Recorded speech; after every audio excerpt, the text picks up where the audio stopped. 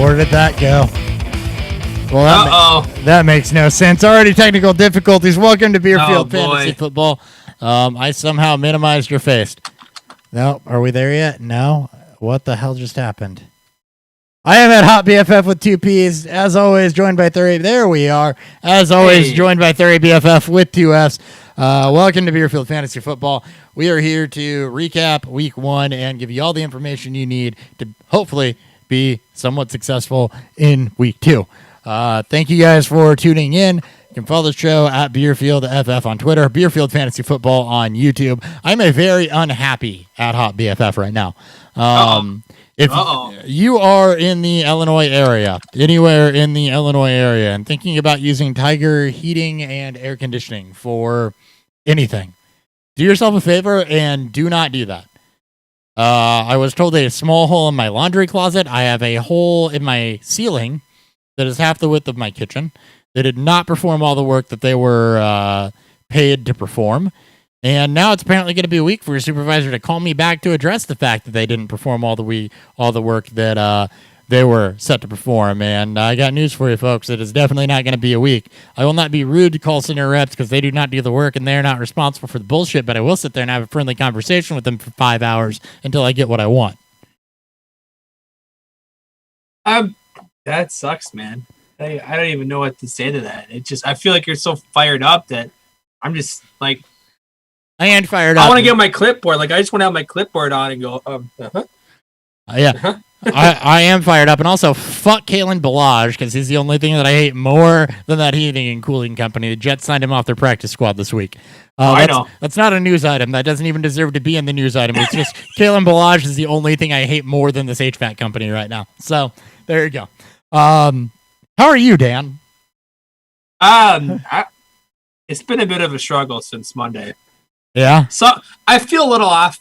I'm really, really fucking hoping it's just allergies. It's that time of year. I almost didn't even have a beer. Like, I felt like shit all day.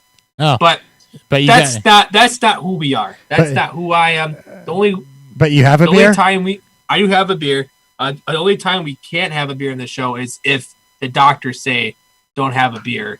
Otherwise, something bad. Or you're way too hungover and don't even bother to show up to record. Yeah, but at least I didn't even show up. What's fueling Beerfield?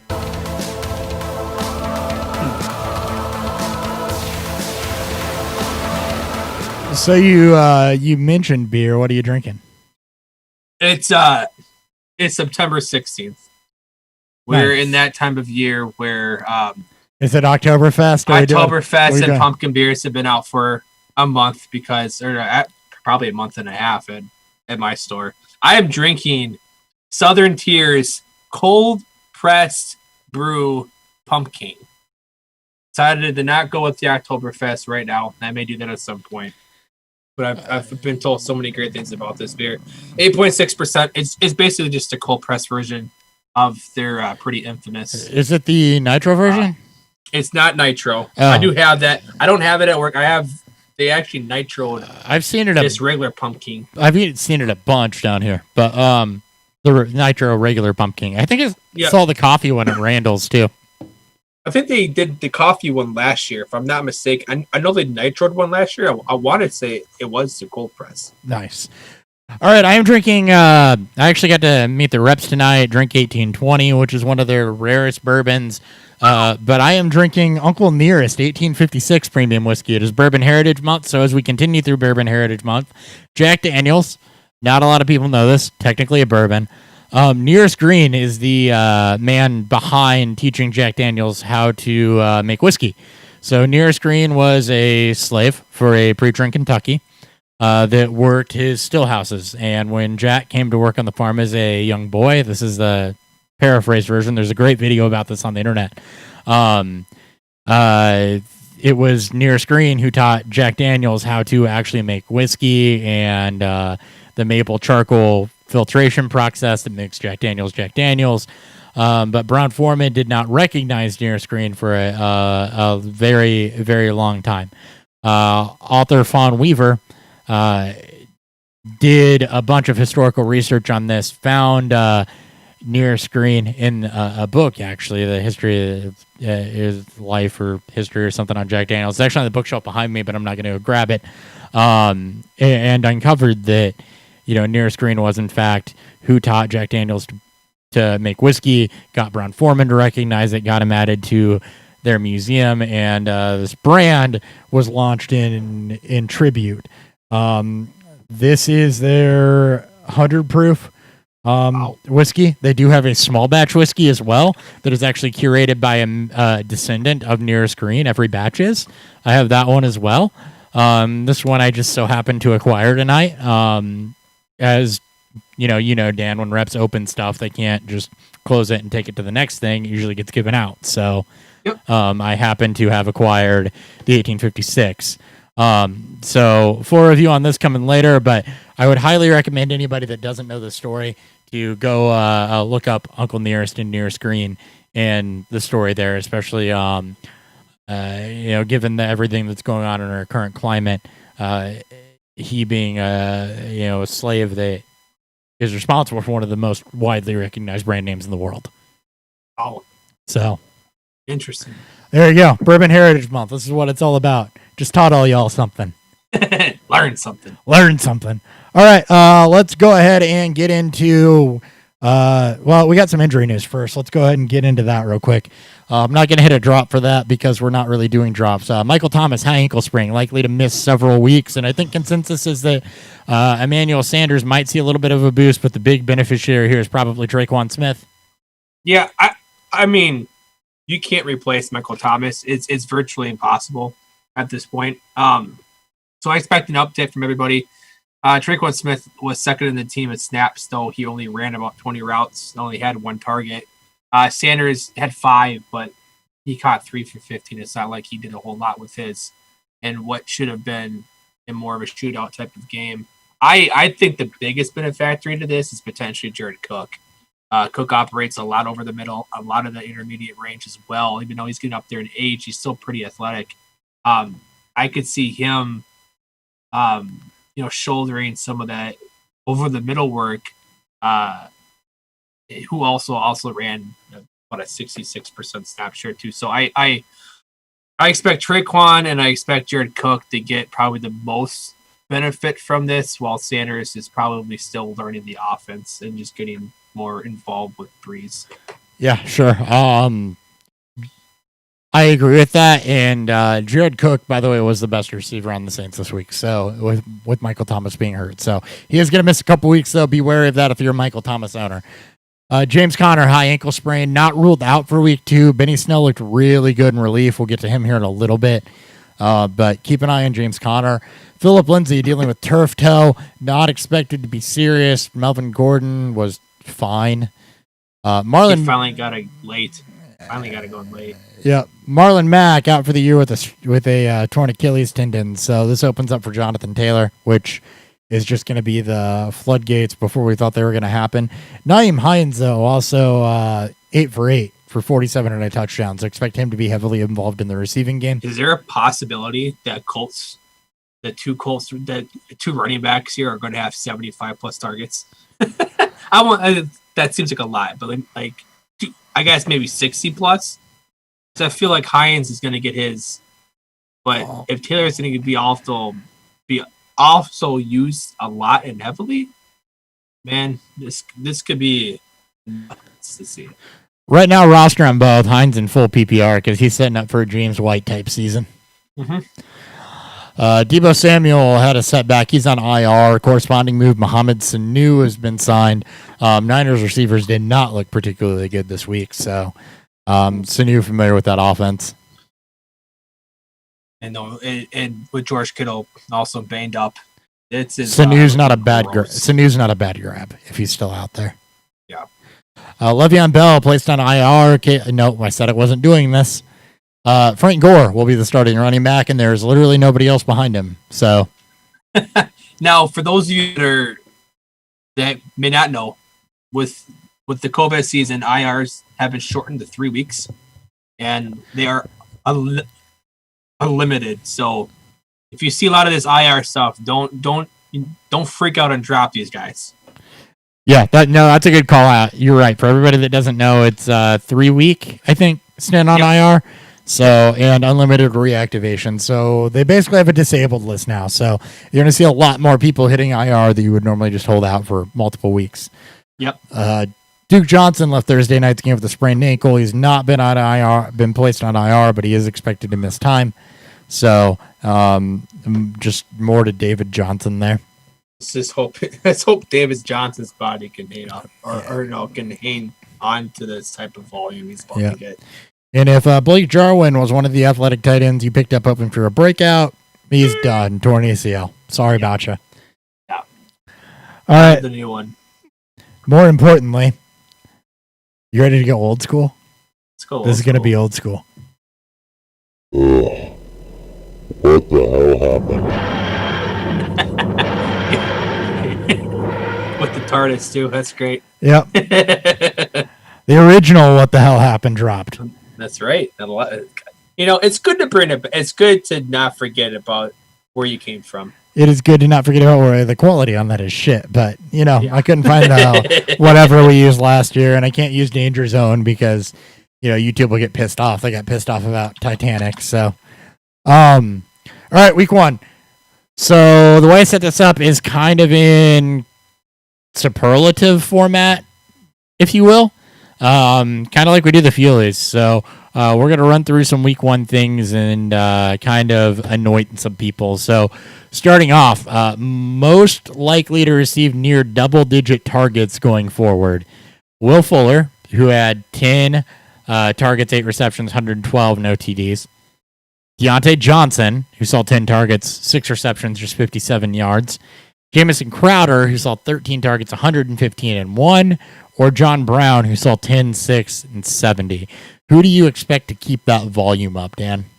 Honest, he's healthy. Will Fuller, 32.3% target share last Thursday night. Brandon Cooks has still been battling with his quad injury, was kind of used as a decoy. Randall Cobb didn't get involved until late in the fourth quarter, even though he's on the field on pretty much every snap. When Watson needed to make a play, he looked Fuller's way. Sure. And we debated throughout the offseason, Cooks or Fuller, Fuller or Cooks. We like Cooks, we still do. But if Fuller's healthy, he's just familiar with the offense. He has 2 years with Deshaun Watson, and you just can't replicate that type of chemistry in 1 week and a lack of an offseason. Yeah, 3 now, 3 isn't years, it? Right? Yeah, 3 years now. So as long as Fuller's healthy and Houston's secondary is piss poor and they're playing against good offenses or just even a good enough team, Fuller's going to get 10 targets. Otherwise, it'd be Jamison Crowder, which I would assume would be one of your other picks. Jamison Crowder was going to be my pick. Will Fuller, you have the threat of Brandon Cooks. Jamison Crowder, Denzel Mims was placed on IR. We didn't see a whole lot out of what's his former disappointment name. I don't know why that's slipping my mind. Rashad Perriman. That's it. Didn't see a whole lot out of Perriman, and the Jets figured to play from behind a lot. So you're going to have, yes, that should benefit Herndon to a degree. Didn't necessarily play out in week 1. But Jamison Crowder, we saw last year when the Jets played from behind, is almost a lock for double-digit targets. And he figures to be, again, the Jets do not appear to be very competitive this year. I don't see that necessarily getting better. So if I'm picking a person to amass double-digit targets in weeks going ahead, it is Jamison Crowder. Deontay Johnson, not very productive with those, kind of a fluke. Juju was the more productive wide receiver. Catching 2 touchdowns. I think he had 6 targets, but caught all 6. John Brown has Stephon Diggs breathing down his neck. They were about even. Not every week's going to be a blowout for the Bills. But Jamison Crowder, I expect the Jets to play from behind a lot. So I'm going to go Jamison Crowder just because lack of competition that he has right now. I do like that call. Crowder, 13 targets, 39.4% target share. Him and Herndon, 20 targets in total. Majority of the snap. I think it was over 60% of the shares. Yep. Their way. It's them. But just like with Fuller, if Crowder remains healthy, it's those two. It's got to be those two. John Brown, obviously, I just don't trust the Bills to throw the ball enough to have somebody even reach 10 targets a game. and Johnson has to battle with Juju and a up and coming ish James Washington, along with Chase Claypool who got involved. So sure. I do like that call out. All right. Next one, more likely to sustain their week 1 performance, and this is a long one, but there are some guys that we didn't expect to perform in week 1 that came out and performed, plus one guy we thought was going to perform that performed way better. So Sammy Watkins, 9 targets, 7 receptions, 82 yards, and a touchdown. Robbie Anderson caught 6 of 8 for 115 and a touchdown. Corey Davis caught 7 of 8 for 101. Valdez Scantling, 4 of 6 for 96 and 1. DeAndre Hopkins, 14 of 16 for 151. We all expected him to not see that type of target share. Darius Slayton, 6 of 9 for 102 and 2. Russell Gage, 9 of 12 for 114 and 0. Anthony Miller, 4 of 6 for 76 and 1. Out of Watkins, Anderson, Davis, Valdez Scantling, Hopkins, Slayton, Gage, Miller. Who do you expect to keep that up? Oh, man. Let's kind of trickle down the list and who I don't think will. I don't see Russell Gage having 12 targets a game. I don't see Leonard always being blowing out and playing from behind. I'm with you, and he was dead even with Julio Jones and Calvin Ridley. Everybody had 12 targets. I don't see them giving it was pretty nuts. 36 targets to wide receivers in a game every week. I mean, unless you anticipate Matt Ryan, throwing 54 passes a game, then sure. I don't think Corey Davis will. It'd be great to see. We like Corey Davis coming out of college. It'd be great to see, but A, he can't stay healthy, and B, it's hard for me to envision him. Well, and C, take Devonta Parker type leap with A.J. Brown there. And C, A.J. Brown actually out-targeted him and just drew tougher coverage, I think. Yeah. Robbie, I think much like Darius or much like Russell Gage, I expect Robbie Anderson to have remain competition. That could keep happening. It could. The 8 targets could keep happening. But for just a pure deep threat that he is, it's hard for me to keep seeing him average 8 targets a game. It'd be great. I have a lot of Robbie Anderson shares, especially in best ball. He's a great best ball play. Him and Watkins, I think, are part of that similar mold where I expect their target volume to kind of fluctuate. Yeah, from game in and game out. Slayton, I'm just gonna pick Slayton here. That's about where I'm at with you. Yeah, I'm done trying to there's a lot of players here, and I don't want to eat up too much time. Slayton, I think he definitely could. This is being built off of last year. Did it with Eli Manning. He did it with Daniel Jones. Yes, Golden Tate's hurt, but this was a ridiculously tough matchup. Pittsburgh's got a great defense. And despite Daniel Jones' struggles on and off throughout that game, Slayton still got it done. I don't know if he'll get 9 targets every game, but I think he is slowly becoming, if not already there, his go-to target. Yeah, Darius Slayton's the guy that I was going to pick out of this, too, for the same reason. Russell Gage, I don't expect that. Anthony Miller, he could. I need to see more of it. DeAndre Hopkins, we expect that target volume to fall off and the offense to not be so one-dimensional. I think it's a lot like Devontae Adams was, to where it's just, your first read's there, why do you have to go any further? Christian Kirk had 5 targets. And same thing with Larry Fitzgerald. So, Valdez Scantling, I think him and Allen Lazard are going to fluctuate between the two. But Darius Slayton has been doing this now for end of last season, into this season, with Sterling Shepard and Evan Ingram healthy this time. And I just think he is the go-to there. They were down. Yes, the second touchdown came in garbage time. But I think Darius Slayton's probably the best bet to have week in and week out productivity out of this bunch. Yeah, Evan Ingram, 7 targets. We had 2 catches. Sterling Shepard had 6. Barkley had 9 with it. If this team is going to continue to play from behind or want to push vertically, Slayton's the best option. I expect better weeks from Evan Ingram moving forward until he gets hurt. But I also expect Slayton to continue to be the go-to target on the outside. Sure. All right, most disappointing week 1 rookie. We have 5 options here. Okay. The running backs did not necessarily show well. Zach Moss, this makes me happy, had 9 rushes, 4 targets, 1.22 yards per rush, and 27 scrimmage yards total. No touchdown. He did score a touchdown, though. He did score a touchdown. Joe Burrow, 23 of 36, 183, no touchdowns, 1 pick, 5.3 yards per attempt, which is atrocious. He did, however, have 8 rushes for 46 yards and a touchdown, which will bring your day up. DeAndre Swift, 3 rushes, 5 targets, 2.67 yards per attempt, total of 23 scrimmage yards, but did have a touchdown. J.K. Dobbins, 7 rushes, no targets, 22 scrimmage yards, 2 touchdowns, though. Touchdowns are fluky, by the way. You guys mentioning touchdowns, that's saved about every rookie's day. Except for Antonio Gibson, 9 rushes, 2 targets, 4 yards per attempt, 44 scrimmage yards, but no touchdowns. Which rookie week 1 performance out of those was the most disappointing to you? I mean, I would have hoped to have seen more from Swift, but tough. It was a tough matchup.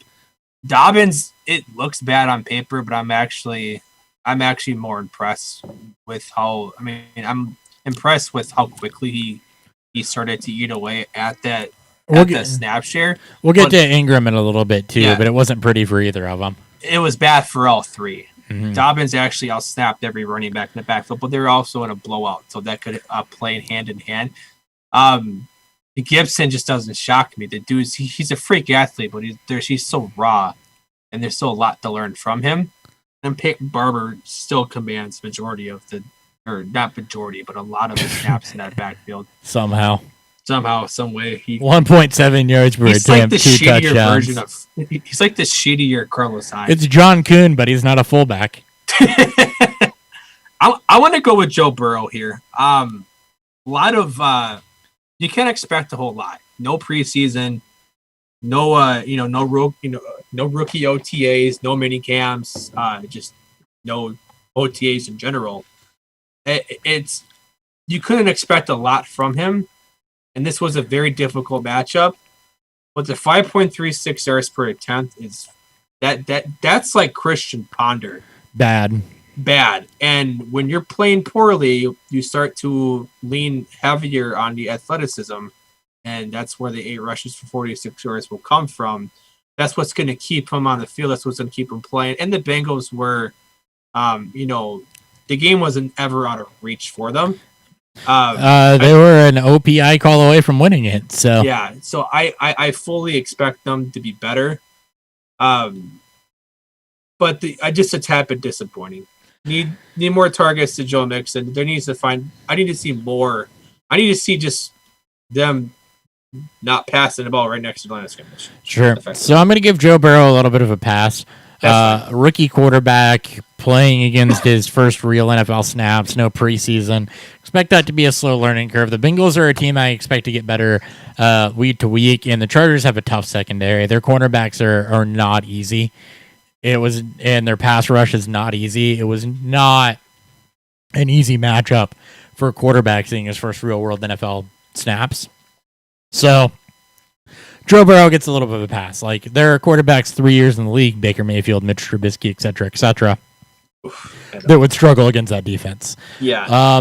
For me, I'm going to go with Antonio Gibson, and it's not because of anything he did, but it's because of the expectations I think that the fantasy community had for Antonio Gibson. And this is a vague way for me to take a victory lap. I mean, we don't take partially, a lot of them, but we'll take it. I think we deserve to take this one, though. We told everybody leading up to this, even after Darius Geis was cut, that Antonio Gibson was not going to come in and immediately give you worth 6th-round draft capital. He was not going to come in and immediately be the guy that is going to absolutely tear up this matchup, especially not against the Eagles. And that's exactly what happened. But you had a lot of people that were pining for Antonio Gibson to plug him into their lineup, to start him over more logical choices to start, that wanted to do it because of the hype that was surrounding around Antonio Gibson. So I think for a lot of fantasy players, the performance you got out of Antonio Gibson was probably more disappointing, especially given the fact that each of Dobbins, Swift, Burrow, well, not really Burrow, but each of Dobbins, Swift, and Moss saved their day with a touchdown. So, out of the list there, I think that Antonio Gibson probably left more people burnt. Yeah. I wanted to go with him, but 9 rushes, couple of targets. At least he looked semi-efficient on the ground, and he was 4 yards per attempt is by far the best of the group. It was just performance versus expectation leads to disappointment. Yeah, like you couldn't most people knew when drafting Swift it was tough for him. He's also coming into the week banged up. You can say Zach Moss, but most expected Devin Singletary, and both running backs were shit, by the way. Both Moss and Singletary. Singletary was better, but it wasn't great, and it was against the Jets. Bad. So, yeah. All right. Let's move on to JD's question here. There's who's? JD's question. Okay. Welcome back, JD. Long time. What up, JD? Long time supporter. Don't know why. Just kidding. I know why. He wants to know rest of the season. Mark Ingram or Leonard Fournette. And I think this is easy. After what we saw, it's got to be Fournette, right? It's got to be Fournette. Fournette got 5 touches for 5 carries, but it's not like, and we'll get to this in a little bit, but it's not like Ronald Jones came out and was hyper efficient. He averaged 3.8. So, Fournette in a new offense without having the time to learn it. It's got to be Fournette on what you'd assume is an upward trajectory from week 1 versus Ingram, who, if he doesn't get it together, is going to continue to lose snap share to Dobbins. I'm in the same boat. Now, I probably shouldn't say it was easy to pick. It just feels logical. It just feels like the Baltimore, even within a blowout, it wasn't a blowout right away. Dobbins just that's the next logical step. Obviously, with the Bucs, Jones' efficiency wasn't great, but he did look better as the game went along. Fournette also saw just 9 snaps, 13% of the snaps. That is going to come up. We fully expect it to come up. Fournette also only had 5 yards and 5 carries. But when he was out there, they gave him the football. It's like we got to see a bit more from him too. I still think the answer is Fournette. Fournette's on the way up. Mark Ingram could get on the back burner. There's still question marks for both, though. Sure. All right. Good question, though. That's a really good question. Yeah, for sure. On to a not good question. This is more of a hee hee ha ha moment. The most non-meh rookie wide receiver performance, and I do have an opinion here. Okay. The closeness of these performances is insane, though. And one of them's not like the other. Yeah, one of these is not like the other at all. Henry Ruggs, 3 receptions, 4 targets, 55 yards, no touchdowns. CeeDee Lamb, 5 receptions, 6 targets, 59 yards, no touchdowns. Jerry Jeudy, 4 receptions, 8 targets, 56 yards, no touchdowns. Jalen Reagor, 1 reception, 4 targets, 55 yards, no touchdowns. What was the most non-meh performance to you, Dan? And we may not be talking about the same guy when we say one's not like the other. So I just put out a tweet that stated why you should not be panicking on Jalen Reagor and why if someone drops him, which I guarantee there's some people that are going to drop him, why you should pick him up. He had 1 catchable target. He caught it. Obviously, it was 52 air yards. He got a 52-yard bomb. He had 80-something unrealized air yards, which is basically just incompletions. 34 average depth per target. They want to use him downfield. When Philadelphia's offensive line gets healthy, Reagor is going to fucking smash. Targets will eventually come. Washington's offense or defensive line a bit better than people realize, and even I realize it. All their starting starting defensive linemen are all first-round picks. And the Eagles' offensive line is bad. And the other thing to realize about the Eagles is that Aaron Donald's about to just wreck the shit out of them next week. So don't expect big things next week either. But don't expect anything from it. Just someone to keep your eye on. Jerry Jeudy, 8 targets in the absence of Cortland Sutton. Great to see. We'll see what it looks like post that.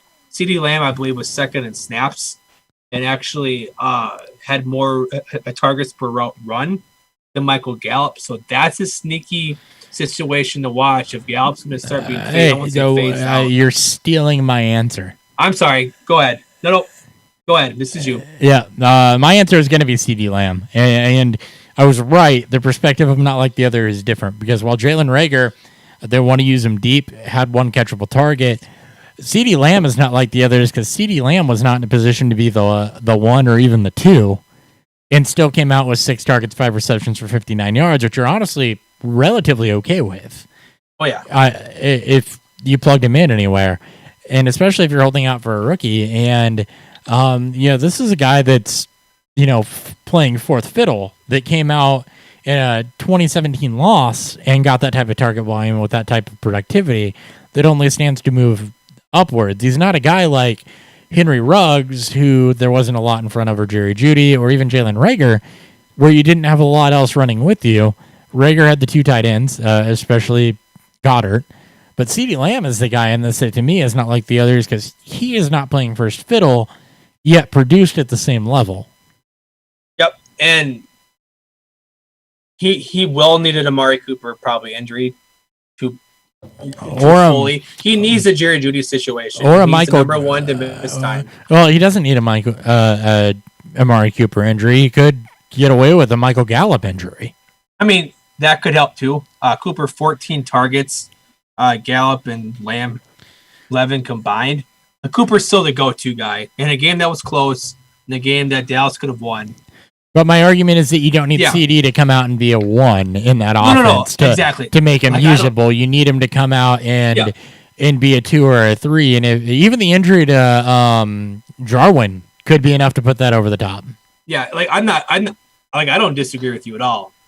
I think what we could see from him is Michael Gallup last year, maybe later on, and then something were to happen to Cooper. That's when shit can get crazy. And that's when, if this Dallas offense continues to thrive, even with injuries, Lamb could be the guy that is the second half league winner. Ruggs battle with a hamstring.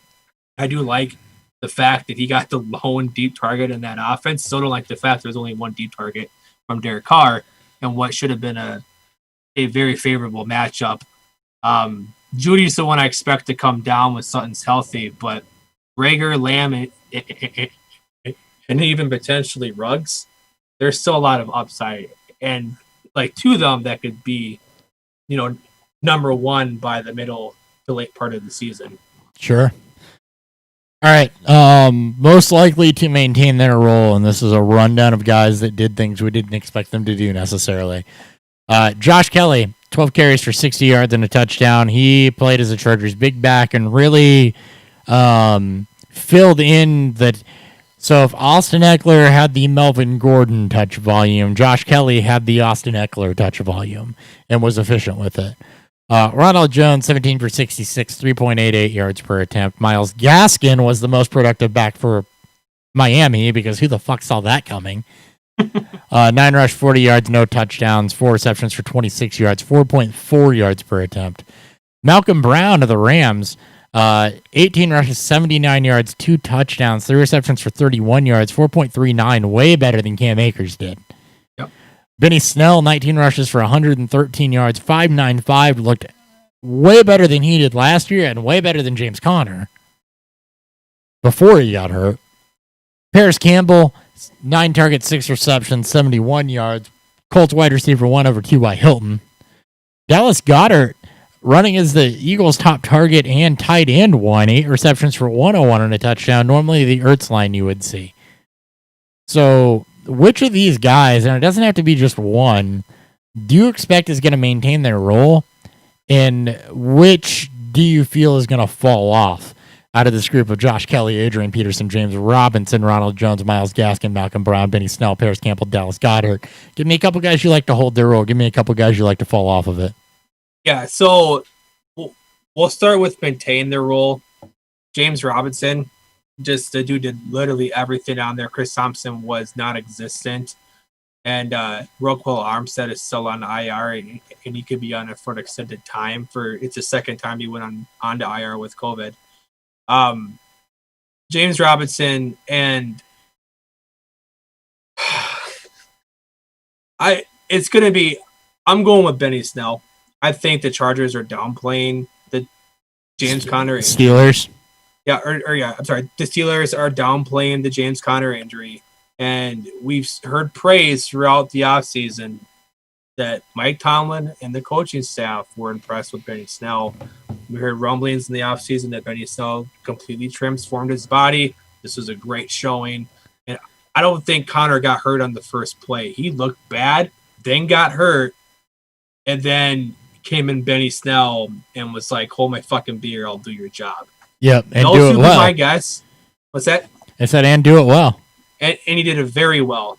I'll give honorable mentions to Dallas Goedert and Paris Campbell. All right, guys that I think are going to hold their job. Josh Kelly getting that type of role for the Chargers as the backup running back and as the secondary back to really spell Austin Eckler, but in a not just reserve role. Yeah, I think Josh Kelly holds that role. I think 12 touches for Josh Kelly every week is perfectly reasonable. I think that a goal line role for Josh Kelly with touchdown upside is personally reasonable, and I think that he is very likely to hold on to that. Malcolm Brown, if he's as efficient as he's been the last couple of years, and Cam Akers is as bad as he looked, which I fully expect, given my take on Cam Akers' tape, I don't think Malcolm Brown's going to relinquish that lead back role. I think a lot of Cam Akers owners are going to be disappointed in year one. But Benny Snell, I will also agree with. James Conner has not looked good when he's been healthy over the last season, essentially. And Benny Snell came in and looked like every bit of what we thought he could be watching his college tape. Is that type of power runner that we know Tomlin's going to like to use. Yep. I think Benny Snell could take over the starting back job from James Conner, even with James Conner healthy. That's the most likely upset, and I'm going to steal your job I'm looking at. Adrian Peterson, I think that Kerryon Johnson or DeAndre Swift will eventually take that role over, is being more efficient. James Robinson, 3.88 yards per attempt, I don't think is enough to keep people off of his back when they start to get healthy in that back core. Ronald Jones, 3.88 yards per attempt is just a ticking time bomb as Fournette becomes familiar with the offense. And for the Dolphins, I think that they're just going to use the hot hand approach. Goddard's the other one I think could really maintain his role, though. At 8 receptions, 101 yards, and a touchdown. We've expected him to overtake Ertz much the same way that Ertz overtook Selleck in that offense. I agree with you and Adrian Peterson. I think we'll eventually see more DeAndre Swift. I actually think we'll see more of Cam Akers, and that's just because this is like one game that Malcolm Brown has looked okay in. He did the same thing last year with Todd Gurley. Not to say that Cam Akers is Todd Gurley, but we'll see if this offensive line can actually hold up. They look good against Dallas. They looked abysmal last year, and nothing has really changed besides them getting older. Not to say that it couldn't happen. The same way with Brown as with Peterson, what could actually happen is that if the Rams keep winning, they're obviously going to keep rolling with Brown. And with the head coaches in Detroit want to try to keep their jobs, they may just roll out with the best running back they can until they get fired.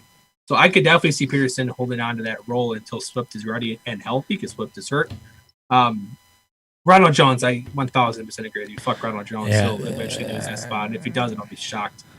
Yeah. My only thing with Malcolm Brown is just the delta that existed between his performance and Cam Akers' performance. It's not, you could say the same thing about Adrian Peterson and what the other two backs did, but the delta in what Malcolm Brown did versus what Cam Akers did.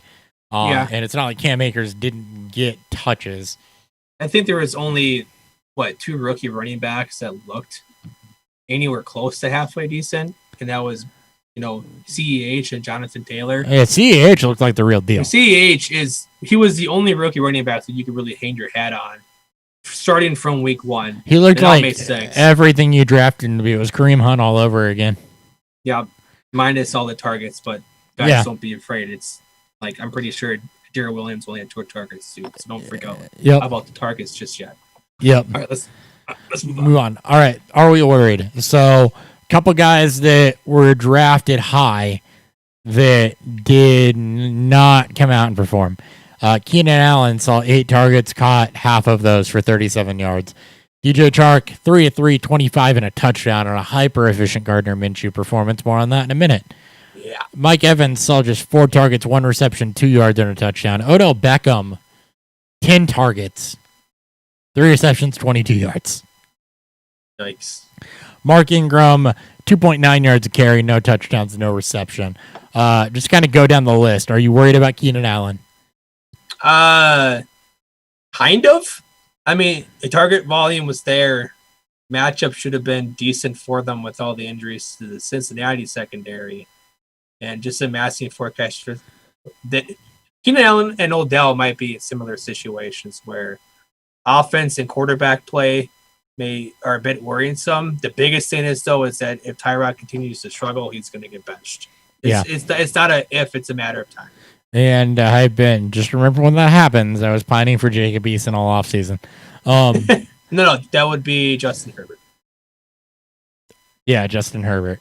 Sorry, Eason is the Colts. Eason with the Colts. Yep. Sorry. Rivers tie-in, Chargers, you get it. Keenan Allen, a little bit worried about that because of what you just said. Tyrod Taylor could continue to struggle, and I fully expect that's probably going to be the case. That offense is taking a step back. Hunter Henry looked okay.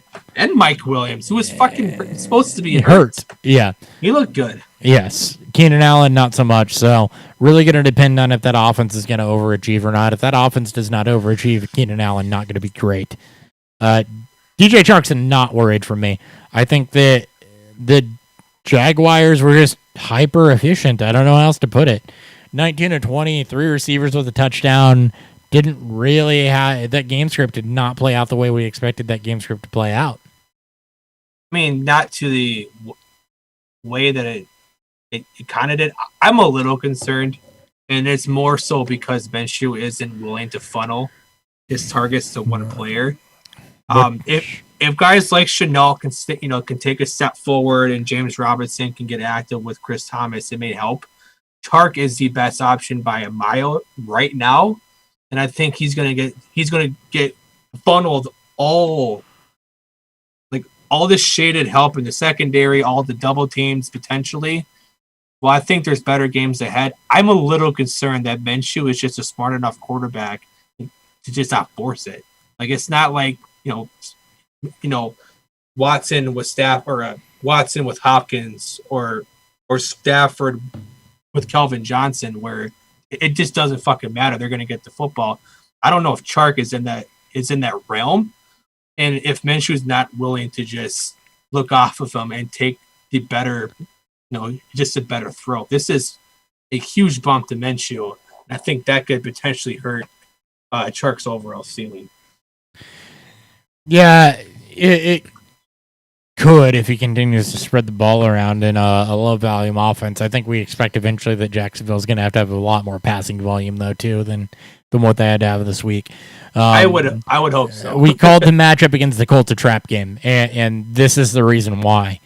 Because there was always the possibility that the Colts offense came out below potential, and the the Jaguars weren't getting blown out and did not have to, go into full blown pass and high volume mode in order to stay close and win a game. Yeah. And this is why we called that game out as a trap game and a potential underdog winner. And it ended up being exactly that. Mike Evans, he was hurt. I'm not worried about that. I don't think there's anything else that needs to be said there. Nope. Odell Beckham, worried. It's a year plus of this. So I don't want to say so much worried as not surprised. Yeah, I'm not worried yet. Again, I think we underestimate just how shitty of a situation that Baker has been put in. And with what the GM and the coaching staff did in year 2 when they decimated that offensive line to bring over Beckham and company. 10 targets is encouraging. Obviously not a very good catch rate. And probably an even worse or abysmal 3 of 10 target rate. 3 of 10 is about 30%, the way I do math. They're also playing against Baltimore, Super Bowl contender. The game, good defense. Great defense. Even with we've seen, even their rookies, Patrick Queen, taking a massive step forward in his first game as a rookie. I'm not ready yet. I want to see how they respond in a far more favorable matchup against Cincy. Yeah, and Mark Ingram, I'm not going to call myself worried yet either. Whole running game struggled in that game. I need to see that be a trend before I'm too worried. I want to see what it looks like when the games are so close. We need to get to week 4 of stuff. That's the answer for most of these guys, and that's the answer to most of these questions. It's good to analyze after week. You shouldn't be worried after week 1. It's overreaction Monday. Yeah, you got to be a little bit careful with some of these guys that blow up may just vanish into oblivion, and some of these guys will maintain. We got a question from Trey S here, potentially first time. It said, "Evening, gents. Welcome to the show." What's up? 2 questions. This is in full point PPR. Melvin Gordon against the stacked defense. They're playing against Pittsburgh. Or James White. Now, Melvin Gordon against the stacked defense, or James White not being the next CMC. Also, Big Ben or Carson Wentz. I think that's the second question. All right, let's start with the first one. I'm not playing Melvin Gordon anywhere. Saquon Barkley had 6 yards on 15 carries against Pittsburgh. Melvin Gordon and fucking Saquon. I'm saying as far away from Melvin Gordon. A little bit better offensive line in Denver, but still, I would. Yeah, I'm with you. I would completely stay away from that. Patriots against the Seahawks, though. James White should be a large enough offensive game. Yeah, I think this is the matchup that we're waiting for to see if he's going to get used in the offense the same way CMC was with Cam. Yeah, obviously James White isn't Christian McCaffrey. McCaffrey has like 30 pounds on him now, I feel like. So yeah, but what you do have there is you've got a quarterback that was used to throwing to the running back and a running back that's been consistently used in the passing game against a Seahawks defense that isn't fantastic and a Seahawks offense that is. So the Patriots are going to be, I'm assuming, in keep-up mode to where, yes, James White has the potential to have a big game, and I would bet on that over Melvin Gordon. Yes, I'm playing James White over Melvin Gordon. The other question of Carson Wentz or Ben Roethlisberger, I'll let you start. Big Ben. I mean, you saw what Washington did to Philadelphia and Wentz in general. Imagine a better offense and arguably a better defensive line. Big Ben, I think Denver's defense is better, but it's not as bad as I thought it'd be. But I'm still playing Big Ben. He looked sluggish at first, but then got it going against a good Tennessee defense. I'm playing Big Ben well over Carson Wentz. Yeah, Ben looked good, and Denver's defense a little bit beat up. So, yeah, I would go with Big Ben. In that regard, my other issue with the Eagles and Carson Wentz is that offensive line is not great, and the Rams have an okay pass rush. So I don't expect Wentz to be fantastic this week. So, it's closer than Gordon and James White is, but I would probably go with Big Ben. I'd lean with you, Dan. Yep. All right, cool. Flipping back. All right, buy or sell performances real quick. Mitchell Trubisky, like one sentence. Mitch Trubisky looked competent, at least in the fourth quarter. 20 at 33, 20 at 36, 55% completion, 242 and 3. You buying that Trubisky's a streamer the rest of the way, or was this just a product of a terrible Lions defense and playing from behind? You just said the answer. It's the product of playing against a bad defense. I'm selling Trubisky's performance. Gardner Minshew, hyper efficient, 19 to 20 for 3 touchdowns. Do you think that hyper efficiency is something you can keep up, or even that relevancy? Only get to play the Colts one more time, but we are always Team Minshew here, so I'm buying. Okay. That he's better than advertised. I am buying that as well. Aaron Rodgers came out with vintage, 44 attempts, 72% completion, 364 yards, 4 touchdowns. Is Aaron Rodgers back? No. Come on.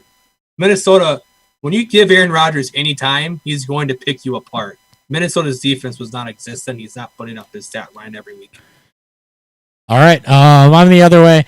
I think that they showed a willingness to let Rodgers feed Adams. It was not necessarily a particularly close game. I think that the fact that Aaron Rodgers put that up in a not particularly close game against not a fantastic Vikings defense, but not bottom of the barrel either. Not a great secondary. They looked abysmal. That no rush. I think that the improvements of Valdez-Scantling and Lazard also could go a long way for Rodgers, even though he did just pick. I'm probably wrong. Adams. Yeah, I'm probably wrong, and I want to be right because I don't want to see Rodgers go off again. I don't either, but DeAndre Hopkins, 16 targets, 14 receptions, 151-0. You buying that, or are we sticking to our preseason take of Hopkins is not going to see that type of target volume every week? I'm not buying the target volume and the 43.2% target share, but I think he's going to be better than what we expected. He could be. I think that they were super one-dimensional. I don't think they're going to be able to be that one-dimensional every week. I'm selling it. I'll stick to that until at least week 3, and then I'll pivot if I'm wrong. That's fair. Cam Newton, 155 pass yards, 15 rushes for 75 yards, 2 touchdowns. Leading rusher on the Patriots. Cam Newton going to be able to continue to run like that in a Belichick offense? Yeah. I mean, honestly, with no actual true running game, there's Tony Michel sucks, and Damian Harris is on IR for the moment. I'm buying this right now. I am also buying it, just like I would this bourbon had I not acquired it. So Uncle Nearest, 1856, went into the story of Uncle Nearest early on in the show. Very, very good drinker, though. A little bit lighter in color, kind of towards the lighter end of a copper spectrum. Real quick review. On the nose, you get just a little bit of corn. It's not super high alcohol, even for 100 proof. It hits the mouth. You get some sweetness, almost like Frosted Flakes. Before you come across just a little bit of a burn, tad bit of rye pop, not a whole lot. Starts off sweet, really just ends with a nice Kentucky hug. As it finishes off, not a long finish, it's actually relatively short. Drinks a little bit thinner. The 100 proof does show up a little bit. Again, it does have a nice Kentucky hug at the end, but overall, it's sweet heat, essentially, as I like to describe it. So, I'd buy this bourbon if you can step across it and find it. It's a very good combination, especially if you like sweeter bourbons that still have a little bit of warmth at the end of them, especially really good coming through the fall. I love it. I'll hold off on mine. All right. Got a question again, though. Okay. Third question of the day. Jack, welcome back, bud. What's up, dude? Thank you for joining up again. If Godwin is out, he needs 2 other receivers. So Godwin can't play. Godwin in concussion protocol, by the way. Godwin is in concussion protocol. We'll see what tomorrow brings. Hopefully better. So he needs 2 receivers. Probably 1 if Godwin is playing. His receivers are AJ Green, Scotty Miller. For the Bucs, he is their white slot receiver because we need to preface that. Emmanuel Sanders and DJ Moore. You're playing DJ Moore no matter what. I think you can agree with me, though. You're playing DJ Moore until proven otherwise. Yeah, Moore came out and still saw target volume. He's going to give you at least some floor. He's got the Bucs. Saints didn't have to do a whole lot against the Bucs, but they do not appear to have a good pass offense. So, yeah, DJ Moore you're playing. As far as the other wide receiver that you're playing out of that bunch, AJ Green against Cleveland, I feel like might be the safest bet. He was the OPI touchdown away from having a good day. I've mentioned it before, and we'll get into it when we get into the preview, but, Cleveland's defense is not the Chargers defense, who have a good secondary and a good pass rush. So I think that Burrow's going to have a bit of an easier time against Cleveland, and that overall is going to benefit AJ Green. Emmanuel Sanders is intriguing with Michael Thomas out, but you have the looming threat of, is it going to be him or is it going to be Tre'Quan Smith? Is it going to be the new guy, or is it going to be, somebody that hasn't necessarily been there? And then, Scotty Miller, if Godwin doesn't play, you'd figure that he may stand to see a target increase, but maybe O.J. Howard does. Maybe Gronkowski gets more involved. Mike Evans only had a couple targets. Maybe they just go to him instead. So, for me, your safest bets there are going to be DJ Moore and AJ Green. Yeah, I think that's the easy answer. Green 9 targets in a tough matchup. He was Burrow's go-to guy. If Greedy Williams, probably, I'm not sure what the news on him if he's playing or not. But Green's, if the Browns get off, if the Browns actually show who we thought the Browns are going to be, that means Cincinnati's probably throwing the football a bit more. All that's going to be funneled to your number one wide receiver, AJ Green. Sanders and Scotty, just as you mentioned, a lot of competition with the starters injured. We don't know where that volume's coming from. I do think you should pick up Scotty Miller, pick him up before he has a good week, and then see what happens after that. Agreed. All right. Let's run through these week 2 divisions quickly. Weekly preview.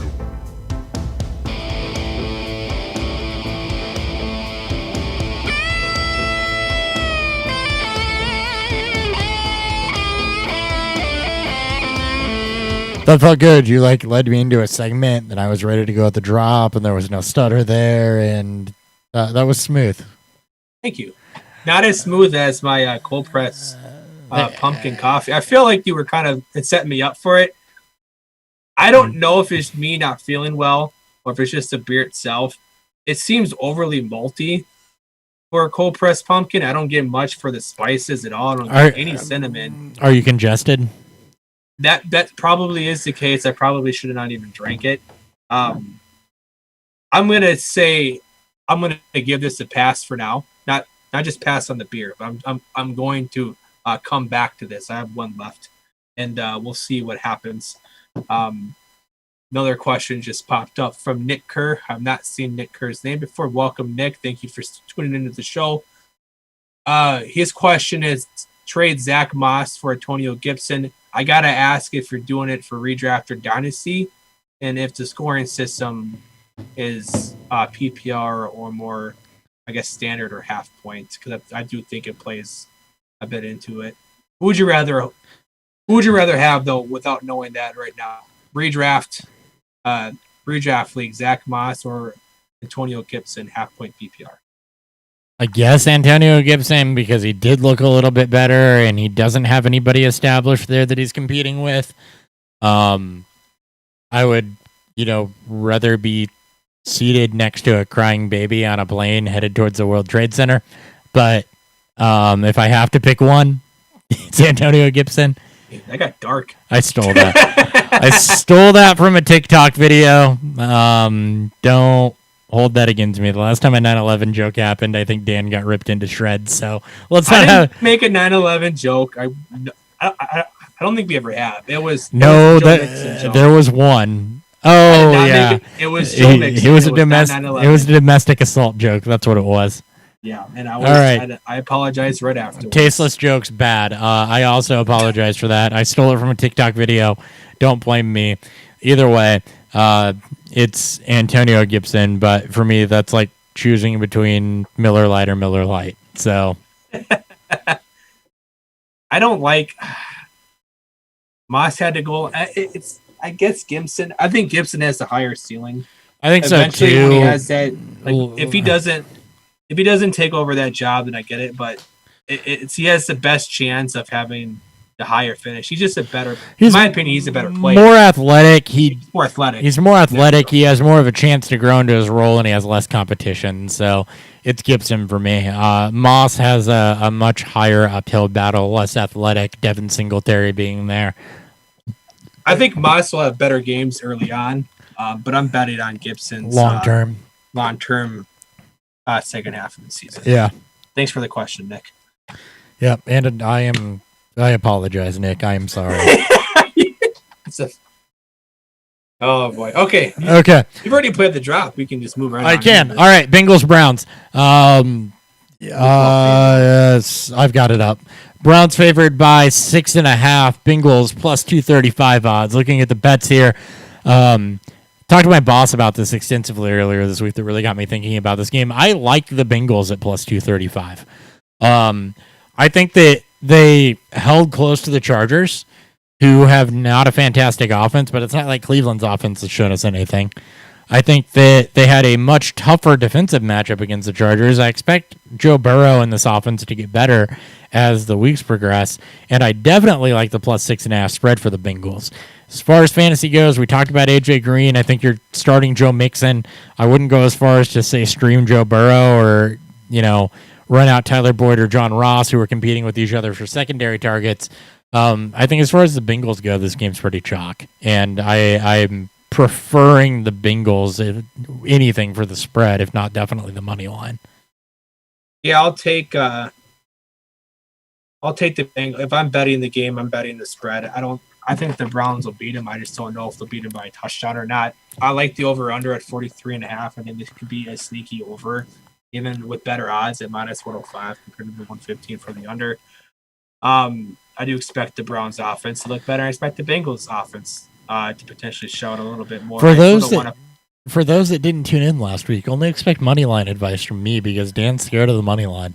I just 235 is nice. I don't think the Bengals are going to win. I called both of my upsets right last week, so I'm true. Just saying. And why should I ever doubt you? Because I'm only right 66% of the time, as we found out last year. As for fantasy, I'm not ready to play Burrow just yet, even what could be a nice matchup. No. Mixon, Green, maybe Uzama. Maybe Uzama if you're needing tight end help. Tyler Boyd, I guess, too. Well, Boyd and Ross split, so like I said, I'm kind of out on that. From the Brown side, Kareem Hunt touched Nick Chubb last week, but I like them both in this matchup. I think that they're both going to split work and be able to produce to a degree to where they're at least running back 2 startable. That is the question we should have put on there. Nick Chubb, are you worried? Because Hunt's looked a little bit better in this offense. And if they're playing from behind a little bit more, I expect Hunt to get more runs. So as far as living up to draft capital, yes. As far as being a useful piece, no, because he was still useful enough.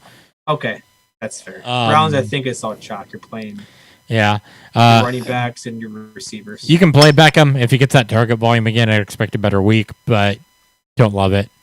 All right, Falcons-Cowboys. Over-under is 53 on this game. I think that you could probably bet it to go over, as is with most Falcons games. Spread is Cowboys favored by 4.5 in this one. Cowboys struggled against the Rams. They did. On the road. On the road with a good pass rush, which is not something the Falcons necessarily have, though. I'm leaning Cowboys in this one. As far as offensive pieces, as is with most games of the Falcons, just if you have an offensive piece, start them. You can even run out Russell Gage if you want to, because it figures to be a similar type of shootout. If you're trying to get cute or you need somebody to plug in, Russell Gage, not a bad bet this week, coming off of 12 targets, chase those points. But I think you're fine with Gurley. You're fine with Calvin Ridley. Fine with Gurley because Leighton Vander Esch broke clavicle, so that hurts their run defense. But you're fine with Gurley, you're fine with Ridley, you're fine with Jones. Russell Gage you can plug in. Stay away from Hayden Hurst. He didn't really do anything in week 1. As far as the Cowboys go, again, Zeke, Cooper, you're starting them, and if you need to, Gallup and Lamb, you might as well, because I expect this game probably turns into a shootout. Hey, here's my quick take on this one. You're playing every player. If you're looking for a flex play with some of these kind of either or players, this is a game you want to lean towards. I'm betting the over in this game, and I'm betting Dallas to cover. You're playing every player from this game within reason. Not much more needs to be said. You handled it perfectly. Beautiful. Bills-Dolphins. Bills 6-point favorites in this one, -240. Take the Bills on the spread for me. Dolphins came out in what we thought could have been a decent game. Did not do too great. As far as the Bills go, again, I think you're kind of. So Michelle didn't have a great game rushing the ball. And neither did Singletary or Moss. Do you like either Bills running back this week? Because I'm kind of on both of them.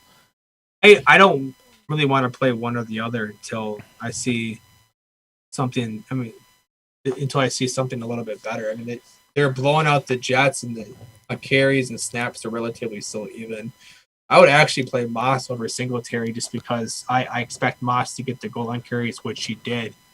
And he's even a better pass catcher. So, yeah, the only Bills I really want to play every week is Josh Allen, potentially the defense, and Stephon Diggs. If John Brown's going to get the target volume, continue moving forward, which we don't expect to happen, but then I would play John Brown too. I just don't expect the Bills to have to throw.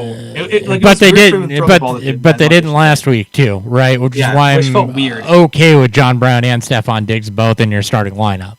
That's fine too. Because the Browns didn't have to pass, the Bills didn't have to pass the way they did against the Jets, and they did, and they both saw targets. So I'd be okay with both Stephon Diggs and John Brown in your lineup.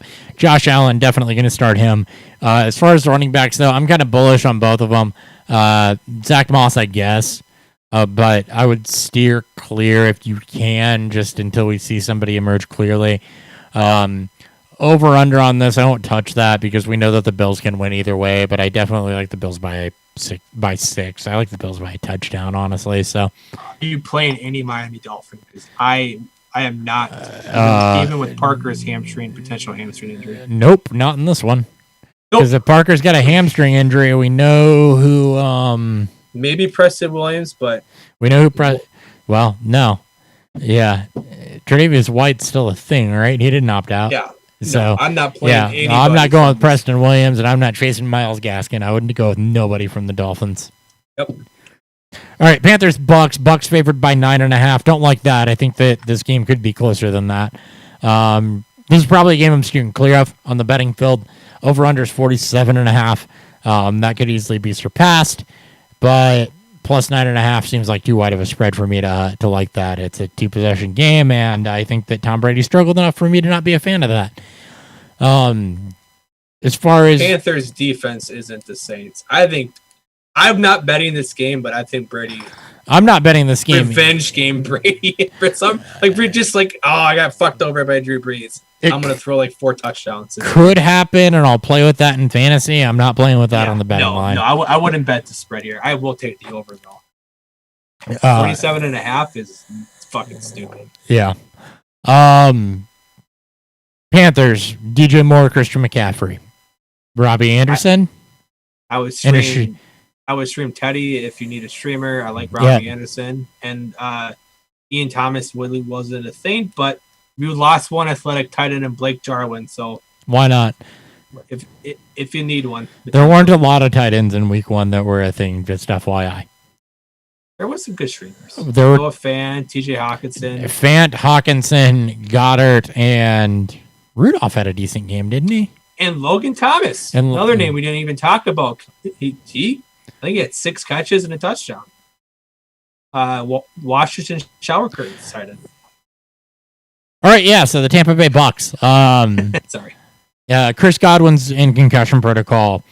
May be cleared. If he's not, Mike Evans figures to see that target volume. If not, then you play Godwin, you play Evans. As far as the running back game goes, Ronald Jones, sure. Wait on Fournette if you can. I'd expect to see a better week out of him this week, but we need to figure out where he's going to be at. It's going to be more gradual for Fournette, so you're more holding Fournette for week 3, week 4, in my opinion. Yeah, I would play.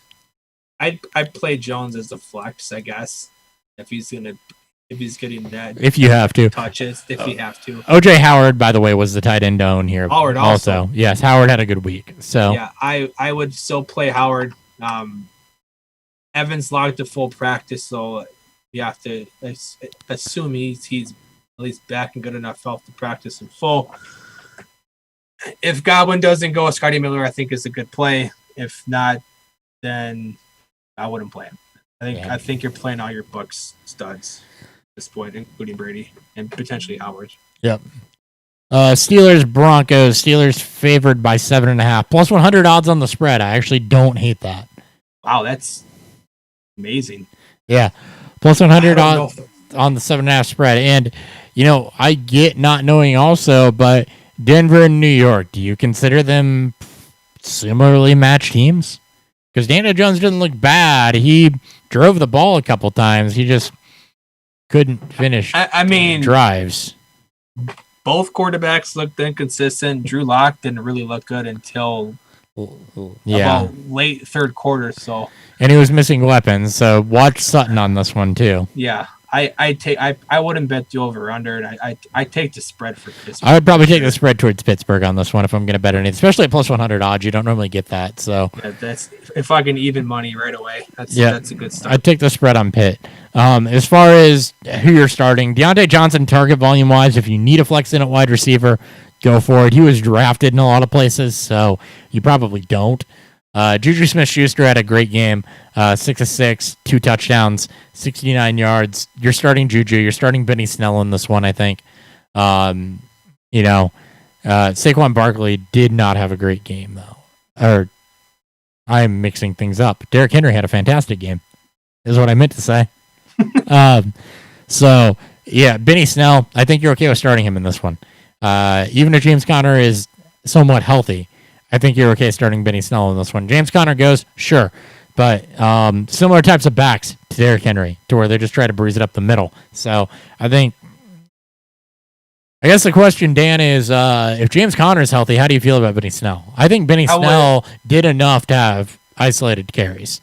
I mean, if you need a running back, like if you're in desperate need of a running back, like if you're debating between Ronald Jones and Benny Snell, I play Benny Snell. I think Snell showed enough, and I think Pittsburgh showed enough, maybe even before Conner got hurt. Conner Snell's going to see more work. I think they'll be up, and I think you'll see some game script favored towards the second half. Basically, for me, is I'm not playing anybody from Denver besides maybe Noah Fant, and if Sutton can't go, I'll play Judy. I don't even want to play Noah. I don't even want to play Noah Fant with Minkah Fitzpatrick. True. That's fair too. So potentially nobody from Denver, probably just a team to avoid if you can, even potentially Sutton. In Pittsburgh, I want to keep seeing what the Deontay Johnson, James Washington team plays out. I'll follow the targets and the snaps. I don't have an issue playing Deontay if you need to play somebody, but you're playing Juju, you're playing Big Ben, and if Conner especially can't go, you're playing Benny Snell. I think you're playing Benny Snell regardless anyway. I think that he did enough over James Conner to where if Conner struggles at all, they're just going to go back to Snell, given how good he looked. Yep. Lions, Packers. Packers favored by 6 in this one. Over under. That's it. Yeah, over under 49.5. I have to feel like with the Lions defense being bad that I like the Packers spread here. You take the Packers spread. You take I think you take the over, especially if Galladay's going to play. I think you take the over. And I think you play anybody from this from this game. Yeah, I agree with that. I think you play anybody that is playing in this game. Aaron Jones, you're playing him. I think that you play, obviously, we don't have Aaron Rodgers because he was drafted late. You play him. Matt Stafford, go. Marvin Jones and Kenny Golladay, they're go. Adrian Peterson, chase the carries. DeAndre Swift and Kerryon Johnson, if you need to steer clear of them, do that just until something works out there. I wouldn't even mind playing Swift. I wouldn't mind playing Swift because he got the touchdown. But if Detroit gets down early and Swift is better in health, I think Swift is going to get the targets. And that's playing from behind. That's the problem with it, though, is that Peterson's on more targets too. So I think Adrian Peterson's the insulated back that you run out with there until you see something from one of the others as far as Detroit goes. But I think T.J. Hawkinson, you go ahead and play him, especially if Kenny Golladay misses. So, to your point, if it's a viable piece, if it is anything Allen Lazard or above for the Packers and anything DeAndre Swift or above for the Lions, you play them. I agree. All right, Jaguars, Titans. Jaguars plus 8.5. Titans favored by 8.5 in this one. I like Jacksonville to keep that closer, given what we saw in week 1. Titans defense is solid, but I mean, they don't win in blowouts. I still think Tennessee could win this game, but 2-possession game? I almost want to go with Jacksonville on the spread here. I don't think it's an upset trap. I think Tennessee's going to win. But I'm not so convinced it's by 2 touchdowns. That's fair. I would yeah. If I'm betting, yeah. Derrick Henry completely destroys the Jaguars. But again, you're running the football. You're taking up a lot of clock time. But Jacksonville can score at least a touchdown or two. You can keep that game close. So yeah, I'd take Jacksonville on the points. Not betting the under. I'm not betting the under or the over. No, I would take Jacksonville on the points as a bet here. As far as players I'm willing to play, Derrick Henry, stick with A.J. Brown, follow Corey Davis, Jacksonville, James Robinson. I mean, I don't really want to hang Gardner Minshew, I guess, is a stream. I still play Chark. I don't need... You drafted Chark high, you still have to believe in Chark. Like, you can't just give up on him after 1 week. You do. I just don't love it. If you have a better option, there's some sneakier plays I think we'll get into here a little bit later on that you can probably start over Chark that I'm going to like more. I think that Gardner Minshew... I mean, if you're not going to play Chark, then I wouldn't even play Minshew.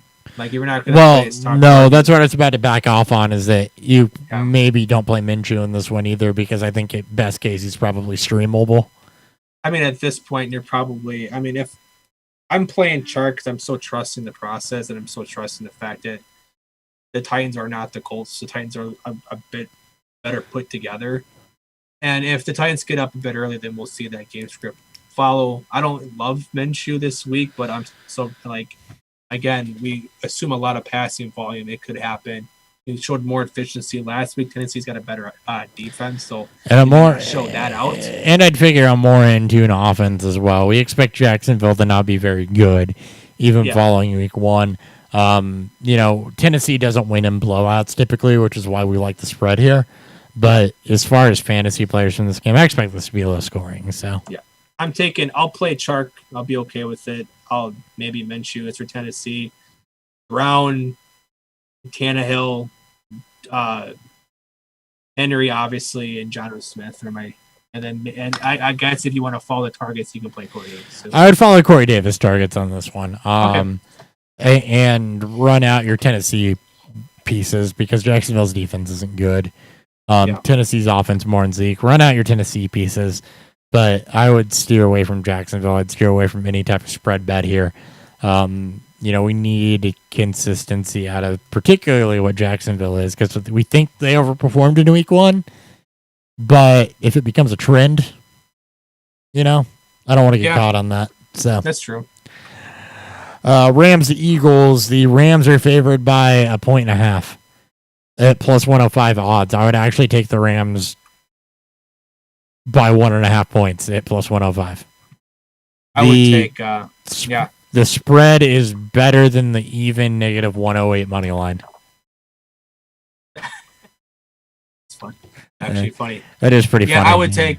I'm taking the Rams money line. I almost want to take the over here, but I don't even know if Philadelphia can score. They couldn't score enough points against Washington. Couldn't score 17 against Washington. Exactly. So I'm probably maybe Rams under.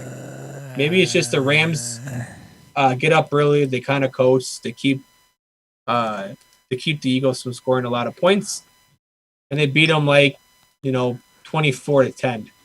Yeah, I'm with you.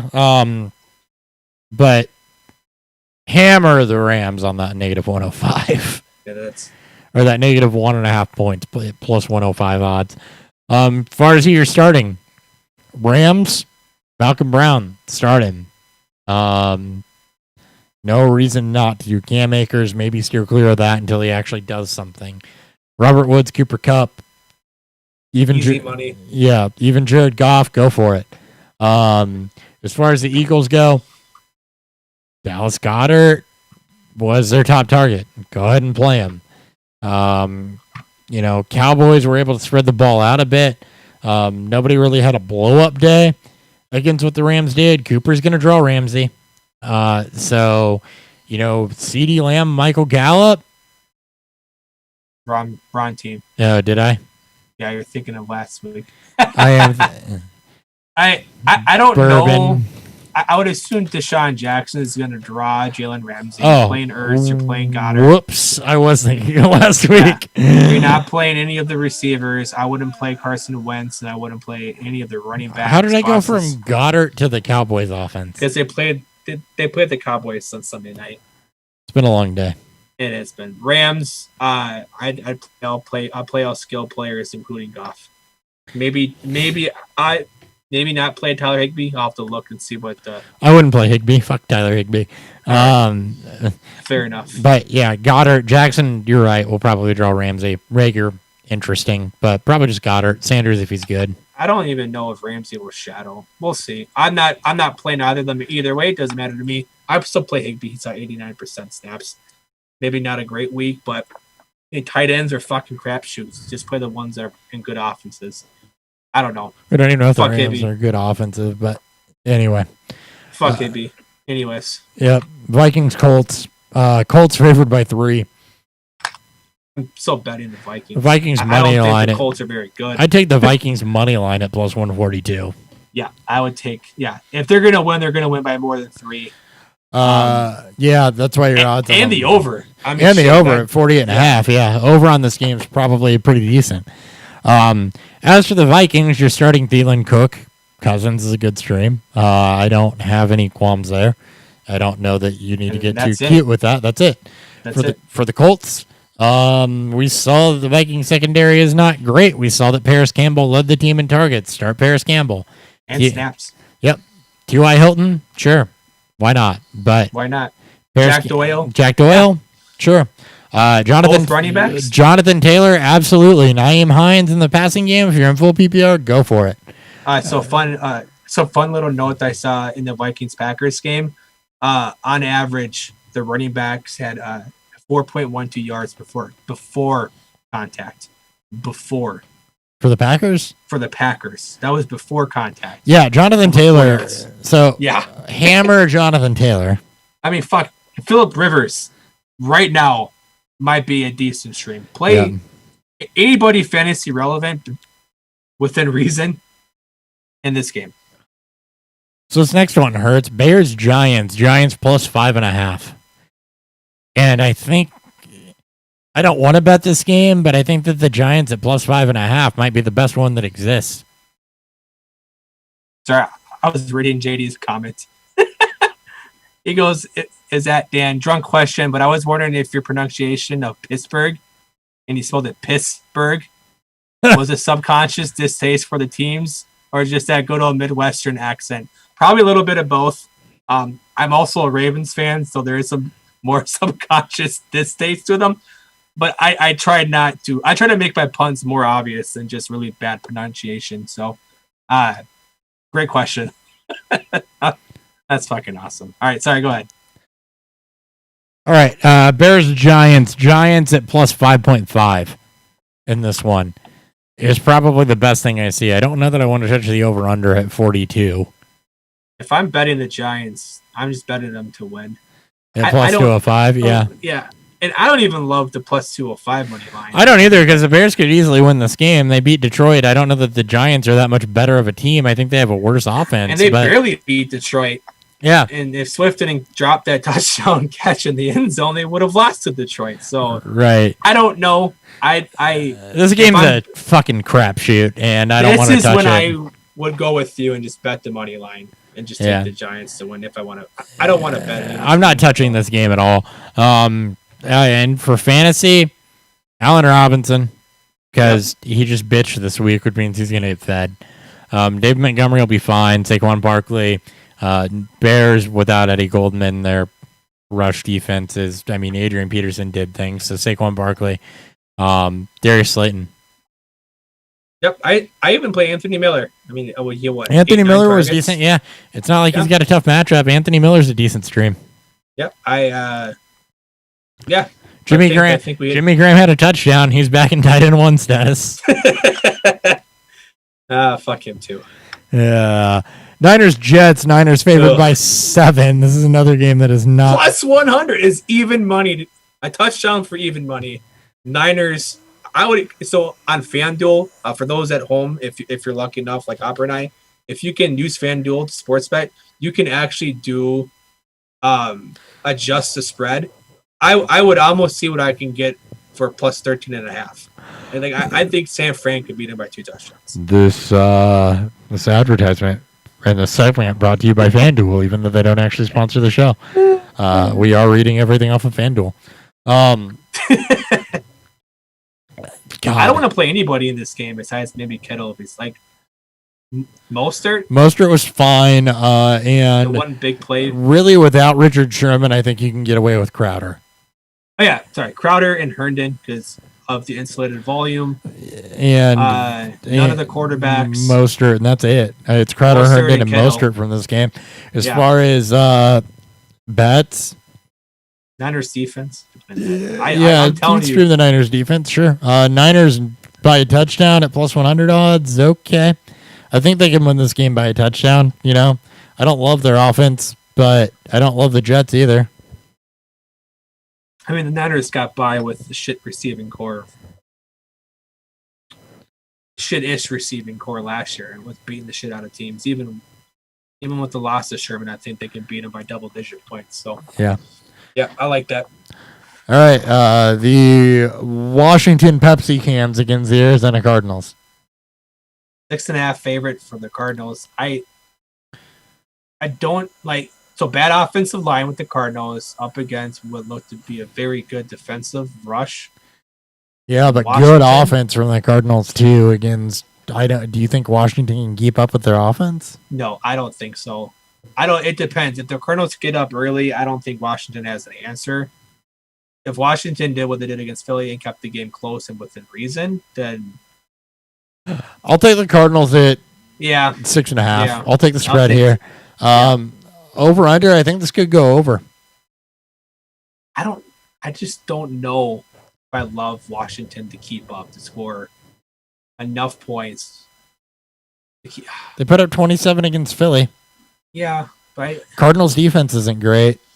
I know. They put up 27, like you said, 27 against Philly. Don't talk me out of this. Cardinals defense isn't great. Cardinals offense against they have a pass rush, but it's not like Murray is not fleet of foot. So that's true. I almost like the over here at 47.5. So let's just talk fantasy. All right, let's talk fantasy. And this is fantasy relevance brought to you by the Washington football team. Fantasy relevant. No, it's Terry McLaurin and nobody else. Yeah, I mean, I guess if you need a streamer and you're pretty desperate, Haskins also had a good game against Philadelphia. It was okay, though. Defense. Wasn't fantastic. He did not kill you. Took 3 sacks, though. Yeah, maybe it wasn't great. But either way, you're playing Terry McLaurin. Logan Thomas, 8 targets last week. He did not kill you. He also only threw for 178 yards and 1 touchdown. So, I mean... He did not kill you, goddammit. That was not... It's still not great. You wouldn't play him either way. You're not going to play Haskins. No, you're not playing Haskins. As for the Cardinals, Murray, Hopkins... I'm still playing Christian Murray, Hopkins, Kirk. Kenyon Drake, absolutely. Christian Kirk, go ahead and plug him in. For the Washington football team, Peyton Barber, I guess, if you believe in that sort of thing. 17. No. God, just Terry McLaurin for the Washington football team. Until we see how that running back feels. Cardinals, Drake, Hopkins, go ahead and play Christian Kirk. We need more than 1 week of down to not believe in that. Kyler Murray, you're starting him. He somehow was drafted as a top 6 quarterback.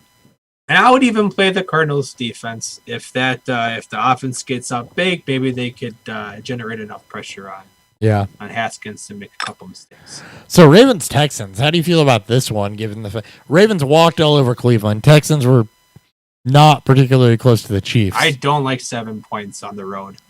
Like Houston was a playoff team last year. I know the loss of Hopkins showed out bad, but it's 7 points. If you're betting, I would bet the over. Houston wins. I don't even like the over at 52. You don't like the over? I mean, they barely. I mean, Baltimore. It depends. If you think Baltimore's defense is better than Kansas City's, I do. I think Houston was, again, week 1, but, I also see what Kansas City did to Houston's offense, and that Baltimore put up 38 on Cleveland. So yeah, I mean, it could go over. I think the over-under is too good to bet at 52. Okay. Maybe, what if I tell you see if that comes down? Positive odds on the over, too. Yeah, I mean, I don't know if I'd bet it. I just think it's too good. I think you go either direction, and I'd be a little pissy about it. I'm going to bet the over. +7. I don't hate either, but I just don't. I'm not taking Houston at +7 because I think that they definitely could get beat by 7. Yeah, I think that it's such a coin toss between that spread that for me, I'm just avoiding this game. I just wouldn't bet this game. I'll take the over. I'll take the over at +105 between two offenses that are definitely capable of scoring 26 apiece. I guess the next question is, outside of Lamar Jackson, fine. Outside of with the Baltimore running game, are you playing any running back this week? I think that chance on Mark Ingram? I think David Johnson had a good enough game to where I can believe in Mark Ingram. I think J.K. Dobbins had enough volume to where if I need a streamer, I can believe in that. I think that you're obviously starting Mark Andrews as far as Baltimore's offense goes. Jackson, Brown, and Andrews. Yeah. I think all three of them have done. Obviously, Jackson. Yeah, I'm okay. Andrews are playing. Given what David Johnson, who has struggled mightily for 2 seasons, was able to. Wait, David Johnson is on the Texans. Sorry. Yes, given what Edwards. Bourbon. Given what Edwards Hilaire was able to do in his first ever NFL game against the Texans, 25 carries for 125 yards. What is the comp bin for Edwards Hilaire? It's Mark Ingram, right? So more explosive at this point in their careers, but yeah. Yeah, but Ingram's in an explosive offense too. That I think the running portion of that underperformed last week. I'd run Mark Ingram out there again. I'm not going to feel burnt by Mark Ingram. I think that Edwards Hilaire had a good enough game against Houston to where I can buy into that. As far as David Johnson goes, who I was just talking about, on the other side of things, I think that surprisingly, Nick Chubb and Kareem Hunt both had good days. So I think that you can be okay with David Johnson in this game. And, I think that you're obviously okay with Deshaun Watson, Will Fuller, and even Brandon Cooks if they get down for Houston. Yeah. I'm playing, I guess, Houston. I'm not playing Watson. I think this would be my bold take to not play him this week. Johnson and Will Fuller. I'm just going to follow the targets and the expected touch volume, and then target increase to David Johnson, and just kind of avoid everybody else. I want to see Cooks get healthy before I'm willing to. So you're out there again. Not playing Deshaun Watson in a game where they could very well find themselves down. Deshaun Watson played the same team last year and looked fucking abysmal. Okay. So, I would most people can't sit him. I just don't feel confident or great about it. Yeah, I'm running him out there. Okay. I'm probably wrong. It's fine. Kansas City Chargers. Well, Baker Mayfield struggling is not enough to make me feel like... That's true. Yeah. Well, yeah. True. Kansas City and the Chiefs favored by 8.5. I would definitely bet that spread. I think that they do win this by more than a touchdown. It's interesting as far as Sammy Watkins goes. Because obviously Edwards Hilaire, Tyreek Hill, Patrick Mahomes, whatever you're starting. It's interesting as far as Sammy Watkins goes, though. And I think that you look at what Paris Campbell did against the Chargers, and I think you have to have some faith in Sammy Watkins to have another good game, but it's so hard because he does that week 1 thing every fucking year, and then he just burns you for the rest of the season. I think he did it once, and I think we're so ingrained into that. Watkins healthy with a more balanced offense. I get why you don't want to play him, but I'm just gonna throw him out there and trust the fact that he's going to get that target volume again. I know it sucks because we've been burned by him by last year, but it's again we can't just go off of what one game last year was. I don't know. No, I'm with you. I think that, Chargers have a tough secondary, as we mentioned, and a tough pass rush. But I think that when you look at what Paris Campbell was able to do, I think you have to trust in Sammy Watkins just a little bit, especially after coming off of the week that he had last week, to be able to give you some type of performance. So yeah, go ahead and chase that. As far as the Chargers go, Hunter Henry was fine last week. Given the state of tight ends, I think you're okay with that. They're going to be passing, so go ahead and run out Keenan Allen and Mike Williams, but you're not going to get too cute with this. And you're only doing it because it figures to be you were very lopsided towards Kansas City. Yeah, I'll take Chiefs at the money even. I don't know if I'll take the over. It depends if I think the Chargers can actually score enough points, which I don't think they can do. Eckler, Allen, Hunter Henry. I'm fine with all that. Yeah. Patriots Seahawks over under is only 44.5 on this. I don't know why it's so low, but I also just is New England's new game going to be to try to just suffocate the games out and just try to win short, maximize the time of possession and just kind of get the game over with? Do you think they'll be able to? Wilson on the field. I don't think they will. So I think 4 points is a good spread for Seattle. I think they'll beat them. I think they'll beat them by a touchdown. I am loving the over here. It's so low that I don't know how to not love the over, given that Seattle's defense is not great. And while New England might want to suffocate them, I think that Seattle's offense is good enough to not let that happen. I think that this is going to be a game where New England's going to have to try to keep up, and I think that you're definitely going to surpass 44.5.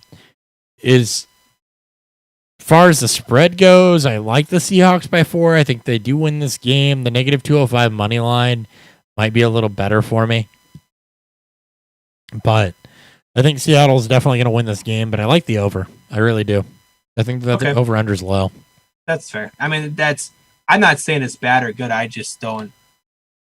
I just whether or not I want to trust New England if they can score enough points. I mean, 22. I mean, I know it doesn't sound like a lot, but I mean, we've seen Cam Newton in this offense against Miami. That's it. That's 22, but that's 22 and assuming a tie also. So, you also. I get it. I do. Yeah. I just don't particularly love it. Okay. Well, I love it. And so I'm going to love it at over 44.5. You'll see it on my bet slip when I send it to you sometime tomorrow. And we'll see how that works out. I hit 6 of 8 last week. Yeah, good. Yeah. That's awesome, man. Fantasy. We'll make this easy. Cam, Edelman, James White, and N'Keal Harry. I actually like their receivers in this matchup. Yeah, Harry, I'm still a little bullish on. That's the only one I kind of don't agree with, just because he hasn't done it yet, and I think that more of that's going to go through Julian Edelman, James White, than it will N'Keal Harry. I just want to see a little bit more from somebody outside of those two before I really buy into it. As far as Seattle goes, Metcalf and Lockett's all even targets. I love that. They're going to play a hot hand approach at running back. Chris Carson obviously has the edge. I'm still playing Carson with confidence. You're playing Carson with confidence. Carlos Hyde, if you need a stream, probably look elsewhere. And I don't say that to knock on Carlos Hyde. I just think that Carson's a lot more dynamic in this offense, given the way this game script could go. Metcalf and Lockett, though, you're starting both of them with confidence as well. Split target share. Metcalf is honestly playing on the outside. Is more likely to draw Gilmore. So I think if you got to lean one, it's Lockett here. Yeah, I mean, I'm playing both. Metcalf, Lockett, Wilson, Carson. Fuck, I may even throw out Greg Olsen. Yeah. If anybody's gonna have an off day, though, for me, it's DK Metcalf given the matchup. I don't think that they're gonna move Gilmore inside to play on Lockett. So. No, you're going to play. You're gonna play Metcalf, but there is some pause for concern. I do agree with you there. Yeah. Metcalf's the only one I would even remotely half consider sitting. Yeah. Saints Raiders. Saints favored by 5.5. Love the spread on that one. I think the Saints do win this game, even without Michael Thomas. I think that it doesn't matter, honestly. You have Drew Brees and a running game. So, for the Saints, Sanders or Smith, I mean, who are you throwing out there assuming that they have to throw? Both. Yeah. I think you start them both, and I think you start both running backs. They split evenly, and Murray was actually the more efficient, and it's against Vegas. I think that you're still going to see the running back split targets. I think you throw both of them out there, plus both running backs. I think Jared Cook's also a must start. Drew Brees is streamable. I mean, Drew Brees hasn't been an every week start for a while now, but he's definitely streamable. As far as the Raiders go, it's Josh Jacobs, and I don't trust Josh Jacobs, Darren Waller, and I don't trust anybody else. That's it. I mean, I guess if you anticipate high scoring, you can try Edwards again, but again, we have to see it. So just trust what you think. Jacobs and Waller would be my 2 plays as well for as well for the Raiders. And again, we agree with the Saints. Play your studs plus Sanders and Traquan. Yep, I agree. And take the Saints at -5.5. And the over. I actually like the over. You like the over in this one? I do. Okay. That was my disagreement, by the way, for anybody that hasn't been listening to the show or doesn't know me. That is it. I disagree with you, but I don't want to say it on the show. 24-17. God, don't say that. Real possibility. It does. But so does Seattle and New England. If you didn't catch anything we threw out there, be sure to tune in on Sunday morning for the live stream. We will be here. I won't be here, but rumor has it I'll be back the 2 following Sundays afterwards. Okay, well, I will be here. Not a whole lot else going on, so let's go for 11 o'clock on Sunday. I will be here. All right. To get all your Strut Sick questions answered. Be sure to throw those out there. I will not be buzzed on bourbon, so I won't forget who's playing who and what week it is. And, yeah. That's all I got. We'll be back next week. We'll see if the format's the same or not. Just depends on how the week goes. And Hot BFF with 2 P's, 30 BFF with 2 F's, Beerfield FF with 2 F's. Anything else, Dan? I think that's it. Thank you guys for all the questions. Quick run out and shout outs to JD, Trey, Jack, and Nick. Sorry if I don't think I missed anybody there. Thank you guys again. If you guys are listening to the show and want your questions answered, please tune in when we go live on YouTube sometime between Monday and Wednesday. Make sure random point. Make sure if you're subscribing, you ring the bell, because that's the only way you're going to know. It is not consistent. I've got a kid on the way, a house I'm finishing up, a bourbon group I'm moderating. And Dan works in retail. So there is no consistency on the schedule this year. So it'll be sometime between Monday and Wednesday, and that's all you know. So if you want to know for sure, hit the notification icon and follow us on Twitter, BeerfieldFF. We'll try to keep you updated there so you can hang out and ask questions like Trey, Jack, Nick, JD, and I don't think I missed anybody. We'll see you guys later. Peace. See ya.